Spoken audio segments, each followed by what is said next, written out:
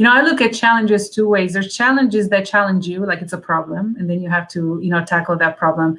There are challenges that are opportunities that you can rise to. And, in terms of opportunities that you can rise to, I think media has a huge one ahead, which is really the connectivity to culture. You don't get the luxury to choose between the now and the then and the tactic and strategy. Like a good leader has to flex between big vision and tactical needs. Hello, everybody. Welcome to another episode of MediaSnack Meets, where we get to meet the individuals and organizations doing great work to inspire success and drive change in the global media and marketing industry. Each week, we get to ask what is behind that success, what it takes to make change in the industry, and what the rest of us can learn from that experience. The format is easy. We ask just 6 questions in 15 minutes or less. And my guest this week is Lina Polimeni, who's the Chief Media Officer of Eli Lilly. Hi, guys. Hello, gentlemen. Where are you? There you are. Cheers.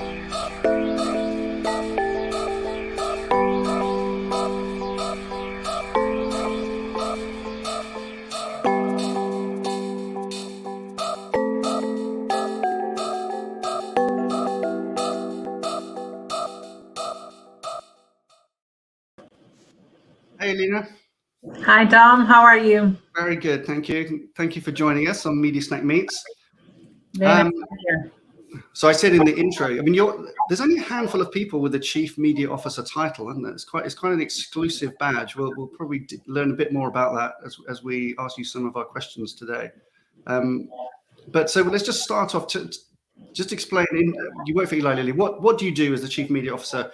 And then in media, give us something that you've been most proud of, either in this role or previously. Yeah, well, it's a pleasure to be here with you today. So thank you for having me. I am the Chief Media Officer for Eli Lilly and Company. So within this role, I'm responsible for the media investment and the advertising across mostly North America and mostly the United States market, as pharmaceutical advertising takes place mostly on brand in the US market. So I actually lead a teams that oversees 4 different areas. Is the media component, as well as our integrated digital first models, which we call the startup model. So really an end-to-end digital ecosystem that we are building, as well as our sponsorship. Most notably, the Olympic sponsorship for us this year is a pharma first and a company first for us that we're very proud of, as well as the Multicultural Marketing Center of Excellence, which is also within my team. So it is a media job, but it has expanded over the year to really encompass a lot of the touch points with the consumer journey across the board. And for those maybe that don't know who maybe outside the US, just explain Eli Lilly. What is the business? What does it cover? Yes, it's a pharmaceutical company, so it's mostly pharma and biotech space, and mostly covering over the past 145 years consumer drugs and consumer pharmaceutical products that mostly at the moment are focusing around the areas of diabetes, oncology, neuroscience to some degree, and immunology. Yeah, good. And something that you're proud of, either that you've achieved at the company or previously, that shows us your passion for media. Yeah, I think actually building this team and building this role is something I'm very proud of. I have been able to really attract some external talent that has a lot of media expertise outside of pharma. So I think in a nutshell, what I'm really proud of is having this vision of wanting to show up to market as a consumer company, a consumer brand that happens to be in healthcare versus just the pharma company, because to me, it goes back to the deep belief that we're in service of the patient and we're in service of the consumer. And you and I, as consumers, when we're in need of a medication and we have a need, our expectation of a brand is not shaped as a pharma brand, it's shaped as a brand. So wanting to really push the organizations and my team to start from a consumer-centric view of the business, I'm really proud of being able to build an organization and a team of people that is skilled at that and has a huge passion to serve the patients. Good, I love that. Well, that takes us nicely onto our second question. So what is it about media that you find exciting? Where does that come from? I love this question because I think a lot of us, to your point, not everybody is born in media as a career. And, a lot of my background is actually on the brand marketing side. And A lot of the, kind of pure marketing side, I started in sales before even getting into marketing. And so, I personally actually chose to leave the brand marketing side and go into the media side. And so I love this question because a lot of people at the times, my mentors or people that work with me thought I was crazy, because why would you leave the brand marketing side and go into media? And for me, the answer to that, and what I love about media, has always been growth, personal growth, and connection. So media is really the vehicle by which you connect a message to consumers, and you connect a message, currently, frankly, to culture. So it gives you an opportunity to have a bigger footprint into what a brand can do into culture. And then at a personal level, I felt that, the brand marketing side of things, and this is just my personal opinion, it's fairly well established. So I learned a lot onto that side of things. I have built an expertise.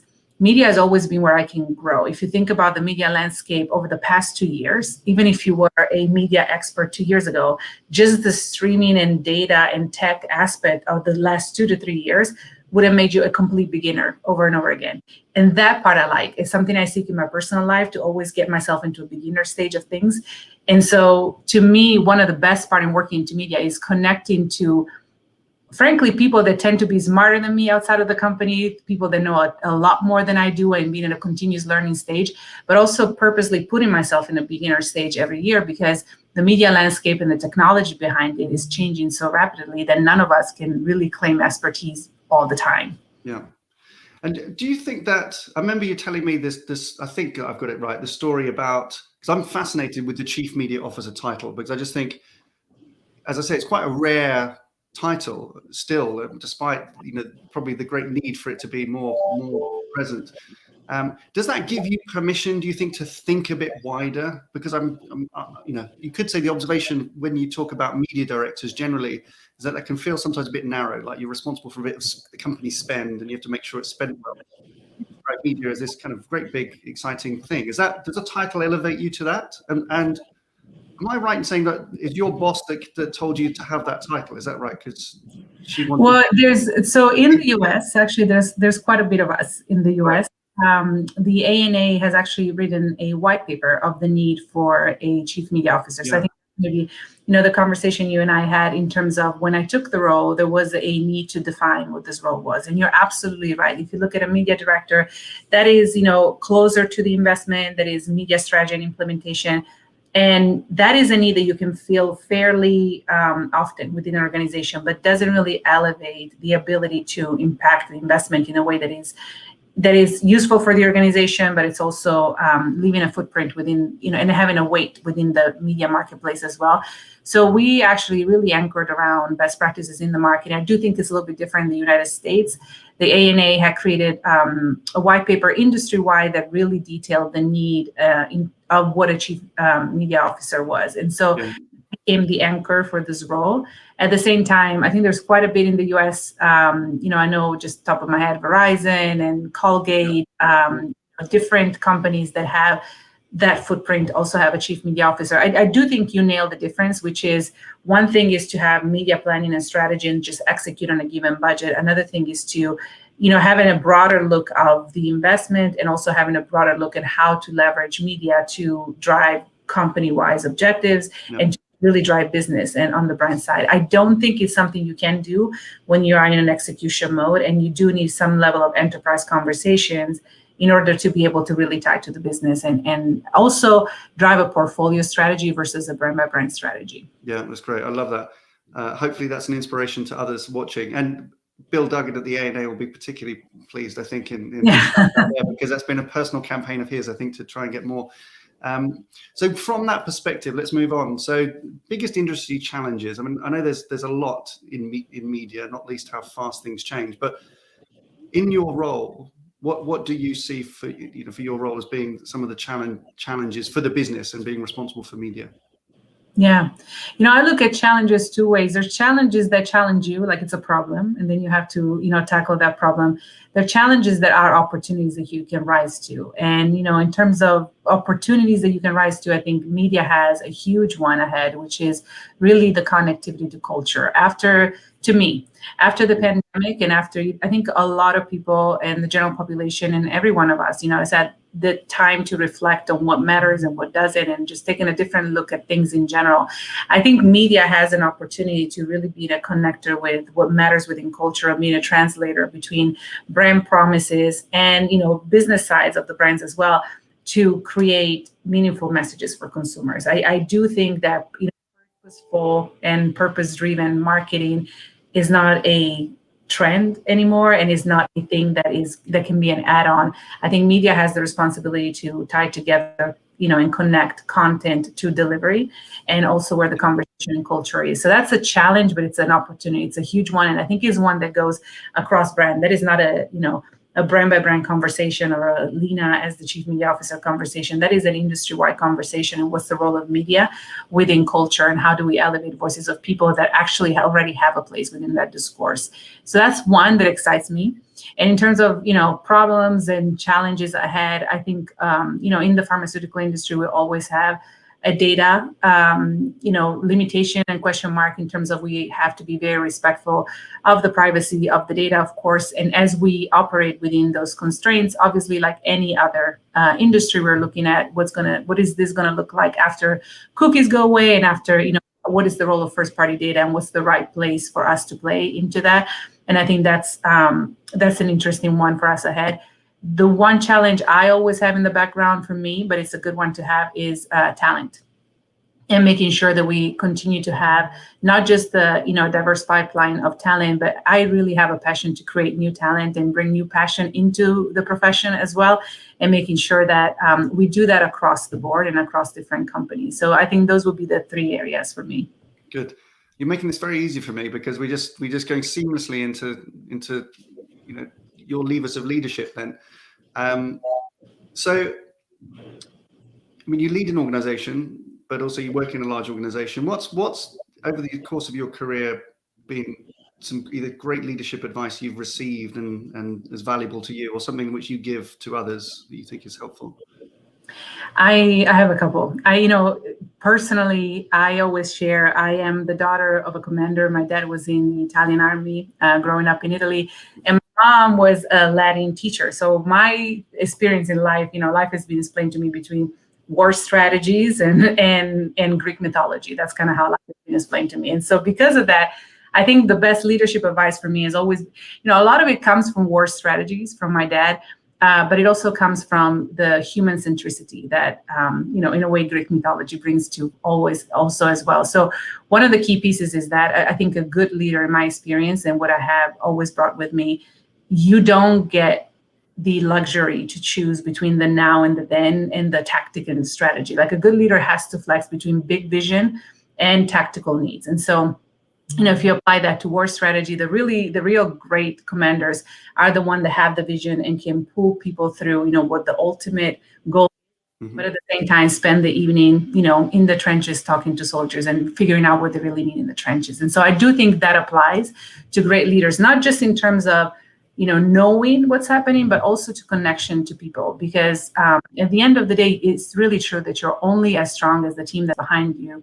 And connecting to those people is not just a matter of understanding what the needs are from a business perspective. You have to understand what motivates them and how to bring that together as a common purpose. So I think, having the bigger vision and being close to the ground, it's a big leadership advice.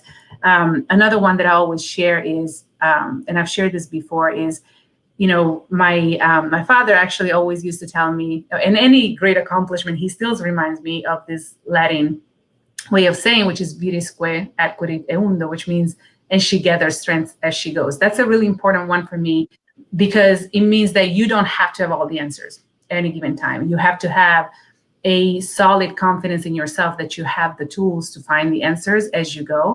And that is usually transmitted to the team that you lead.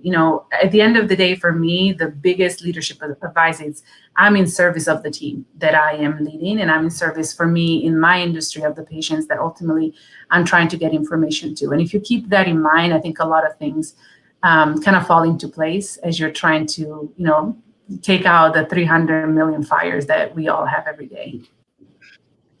really like that. So the next question is really about what you do outside of media. And most media leaders I speak to always say, I'm a media leader. I don't have any spare time. But where do we find you outside of work? And what do you do to get away from media?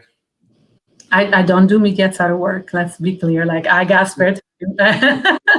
I do, like a lot of people before the pandemic, I love to travel. My family is all still in Europe. So you can find me very often in Europe prior to the pandemic. And I love to read. But my real passion outside of media and like where I do spend my time if I have free time is usually dancing. I actually have a big passion for dancing. I've been dancing for a while. And I dance a lot of Angolan dances, so kizomba, tarashinha, semba, so a lot of dances from Angola. And this year I picked up Argentinian tango, which has been kind of my passion. And, the one interesting thing, whether it's a passion or not for me in my personal life, and it kind of goes back to something I was mentioning before, I don't do New Year's resolutions. But what I do every year is I like to pick up something that my body did not know how to do the year prior. And, a lot of times it's been different dances because it's just an easy thing to add. But the reason why I do it is because it puts me in a constant learning stage, in a constant beginner stage. So no matter how great you are at dancing a certain dance, when you pick up a new one, you feel like you've never danced before. And it's a really humbling experience when it's a physical experience. And so that's one of the reasons why I choose, new things to do physically every year. But yeah. Do have a passion for dancing, so you can often find me in festivals across the country practicing or dancing, social dancing. Excellent, that's a good one. We'll talk about New Year's resolutions then, because the final question always is, tell me some hopes for the year ahead. We talked about some of the challenges, and I love the way you frame them as opportunities to rise to, which is a really good way of looking at it. But the media industry has gone through various different evolutions, and the last year has been particularly challenging for marketers to adapt, for agencies to adapt, to the publishers and the following different patterns of consumer behavior. Where do you want to end up with this in a year's time? If I was to ask you this question, where do you hope some big thing that we might have changed and hope that you have for the year ahead? Connectivity.